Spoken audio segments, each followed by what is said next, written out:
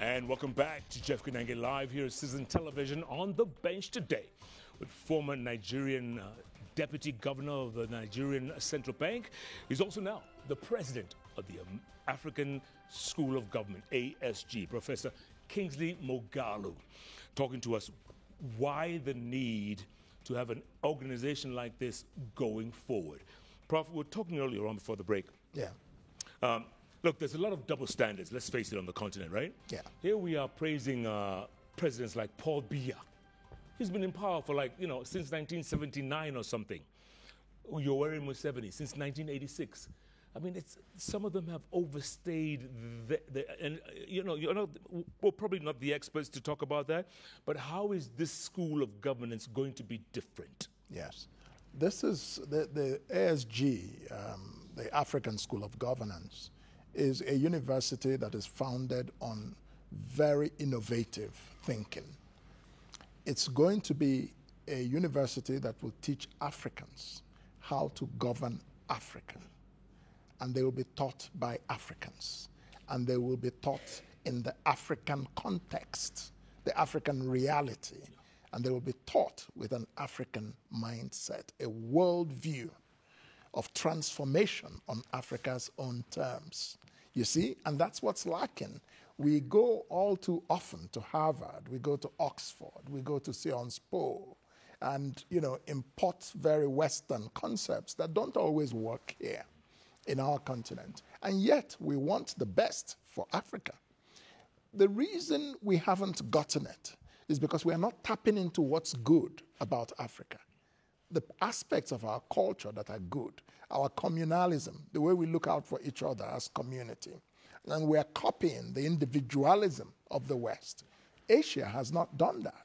Asia has built itself on its own spiritual and cultural values. Confucianism, obligations before entitlements, the society being more important than the individual, stability and order being an end in itself and not a means to an end. So what is the African worldview? That's what the African School of Governance will bring out and recommend to governments across the continent. And we will train people who have a mindset of leadership that is purpose-driven, focused on service, not on power and authority. Okay, so let me ask you, if someone is listening to you right now, yes, how do they apply? I mean, how do they get involved? Yes, there's so many ways. Right now, I'm in Kenya. Me and my team, my colleagues, we're here as part of an Africa tour. We're going across Africa, not every country, but different countries in different regions. So for East Africa, we've chosen Kenya. I've just come from Maputo in Mozambique, where we, had a series of activities to sensitize the Lusophone Southern Africa, the Portuguese-speaking regions, because the ASG is a Pan-African university. It's for everyone. We lecture in English, but we want everybody from the continent to feel able to apply. And so what we offer is a Master of Public Administration, an MPA, that will teach people practical skills, knowledge, and a mindset. And we want as many Kenyans and East Africans to apply. So here we're going to have an event, for example, on Friday morning at 9:30 at the JW Marriott, and we want people to come and participate in this summit about the riddle of governance in Africa and how we unpack it. So this is people should go to the website www.asg.ac and apply. If you are qualified, if you are a mid-career professional aged between 25 and 50, we will also listen to the occasional 70-year-old. No problem there. So there's no discrimination, really. Correct. This is just a range I'm giving. So we want mid-career professionals with excellent academic credentials, with excellent professional records, and with an identified potential for leadership. So when you come to ASG, after 2 years, and you go back to your organization, or you move to another organization, you are equipped with the skills for rocket growth. because you will be different. Yeah. Yes. Do you have online classes as well in case people can't make it to Kigali or? Eventually we will. Yeah. That will start in 2026. The executive MPA, which will be mostly online. But we're starting this year with the residential program, and we're looking for about a cohort of 50 students from across the continent.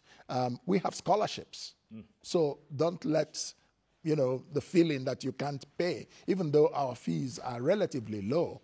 Our tuition is $15,000 a year, but compare that to Harvard Kennedy School, where you'll have to cough up about $80,000.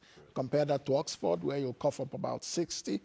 So this is very good value that will be actually superior to what you will get in the West, because we're bringing the best here in Africa, and we are determined to compete at world-class standards. Prof, let me ask you this, and we alluded to it before the break, was Yes. about the various coups and counter-coups that are happening in Africa. In Africa, yes. Yeah, look, it looks like, especially Francophonie. Yes. The Francophone countries are sick and tired, Yeah. or have been, and now they decided, you know what, we're going to take matters into our own hands. Yes. Part of the reason that happened was a peculiar relationship between Francophone countries and France.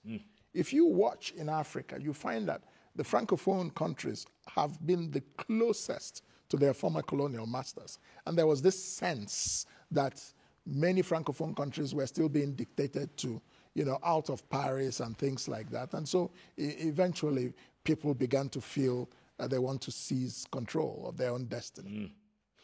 Okay, so let's go back to Burkina Faso.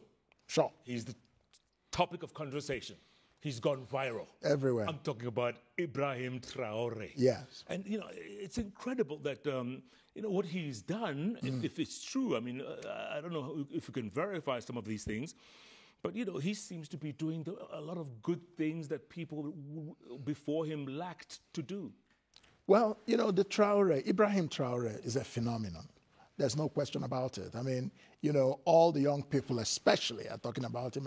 I had a very, very heated conversation with my daughter, my 22-year-old daughter, who's a student at the London School of Economics recently, about him.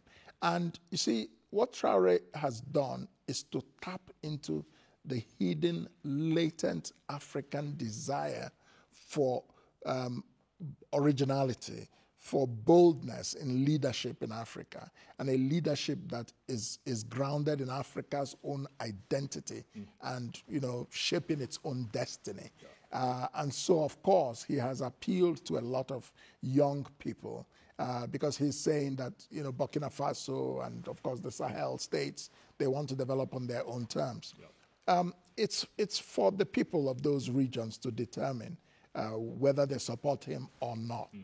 It's not for outsiders to interpret for countries who should govern them, or how they should be governed. Let this come out of the society. However, I want to mention two things that would be sort of a caution. The first is that all great powers are in the business of the projection of their power and their national interest. So if you kick out France and you align with Russia, let's say, it doesn't necessarily solve the problem, because Russia is not in love with you any more than France was in love with you. So you have to know what your own interest is in this whole relationship scenario. That's number one thing that I would want to say. The second is that we know that the Sahel is still troubled by terrorism. Those countries like Burkina Faso are still struggling to maintain control of their territories. And what we will teach at the African School of Governance is the strategy, the mindset, the knowledge, the skills to execute the four functions of governance and government and execute them well. The first function of every government is to secure their territory and their population. The second function is to make sure that they have an efficient system of tax collection and tax administration to fund the things that need to be funded, not relying on foreign aid or relying on IMF World Bank loans or things like that.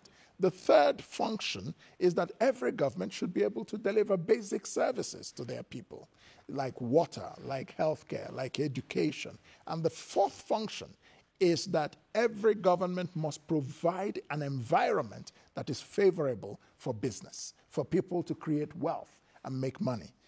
So these are the skills, these are the things we will be teaching at the African School of Governance, how to do it, the mistakes we've made in the past, and how to correct them going forward. And we will do that with a sense of dignity and African identity and based on an African narrative. Yeah. A while back, there was a saying, Prof, that these are African solutions to Africa's African problems, yes. Right? Yes, absolutely. And then we forgot about it in a while, and now we are seeing, okay, there's a re-emergence. That's right. Right? So the question is, for young Traore right now, yeah, is he the reincarnation of Thomas Sankara?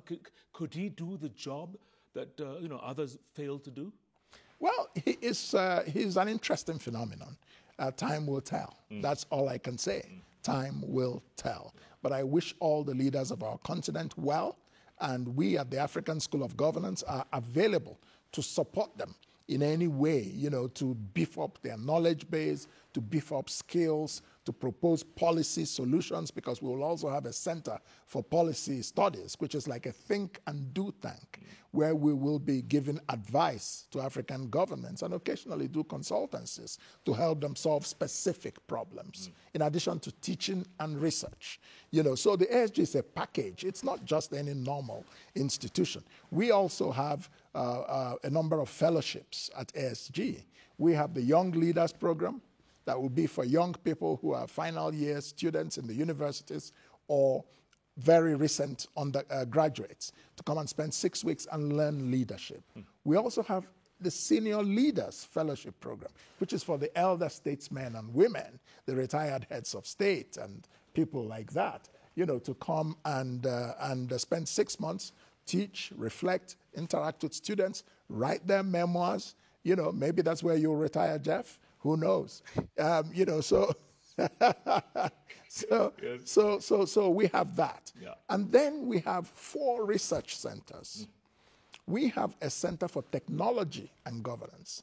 You see, at ASG, we're going to be interrogating how technology can be used to actually jumpstart Africa's prosperity and the effectiveness of governance in Africa. Yeah. Our bureaucracies tend to be sclerotic. They're not effective. They're not efficient. And every government, for you to have good governance, you must have 6 things. You must have efficiency. You must have effectiveness. You must have transparency. You must have accountability. You must have inclusion. That is to say, you cannot exclude anybody. That's why there's a war in some parts of the continent not too far from here, because some people may be excluded, and naturally they will fight, And then you must have the rule of law. These are the elements of good governance. So the practical, knowing them and doing them, that nexus is what we'll be exploring at ASG. And what is the secret of it is the mindset. And that's what everybody else has ignored. Because as a man or a woman thinketh, so is he or she. You act how you think.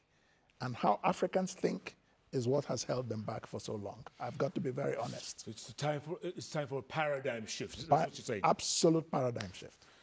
Prof, we're going to take a quick break, come back, talk some more going forward. Yes. Going forward, I mean, will we see Africa prosper in our lifetime? Because you and I, we're of the same generation. That's right. Will we see it profit at some point? Yes. Or, it's going to happen in another 100, 150 years? Yeah. Maybe.